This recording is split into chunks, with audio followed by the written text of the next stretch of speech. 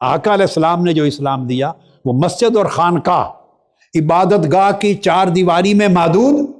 نہیں ہے۔ جب یہ اسلام ہے تو اس کو حضور علیہ السلام گھر میں بھی لے گئے، بازار میں بھی لے گئے، عدالت میں بھی لے گئے، معیشت میں بھی لے گئے، سیاست میں بھی لے گئے، معاشرت میں بھی لے گئے۔ اگر سجدے کیے خلوت میں وہ بھی عبادت ہو گئی، آنسو بہے اللہ کی محبت میں اور توبہ کے لیے تو وہ بھی عبادت ہو گئے، امانتیں حقداروں کو دی وہ بھی عبادت ہو گئی،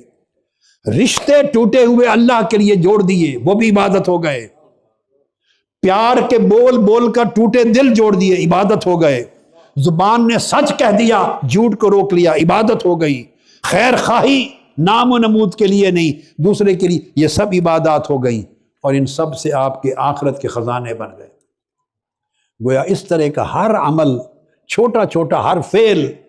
اگر اللہ کی رضا کے لیے کر دیا جائے تو وہ آگے جاتا ہے، فقدموا لانفسکم، وہ آگے جاتا ہے اور وہی آخرت کی دولت بن جاتا ہے۔